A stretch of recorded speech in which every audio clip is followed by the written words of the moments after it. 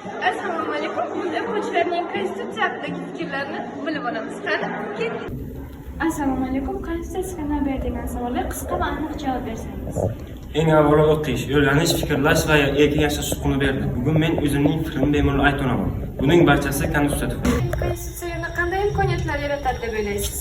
Konstitutsiya yoshlar uchun ilm olish, kasb tanlash, o'z iqtidorlarini namoyon qilish uchun katta eshiklar ochadi. Konstitutsiya bizning kelajagimizni himoyalovchi huquqlarning asosidir. Konstitutsiya bu huquqlarimizni himoyalovchi asos. U yoshlarga o'z iqtidorlarini namoyon qilish va fikrlarini erkin bayon qilish uchun huquq beradi. Ta'lim borasida konstitutsiya yoshlar uchun nimalarni kafolatlaydi? Konstitutsiya bizga majburiy bepul umumiy ta'lim, sifatli bilim olish imkoniyati va zamonaviy sharoitda o'qish huquqini kafolatlaydi.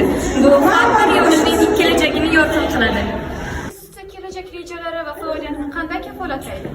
Biz endi o'z fikrimizni erkin ayta olishimiz mumkin. Loyihalarda qatnashib, grantlar yutib olishimiz mumkin. Yoki tadbirkorlik bilan shug'ullanishimiz mumkin. Konstitutsiya barcha yoshlarni qo'llab-quvvatlaydi.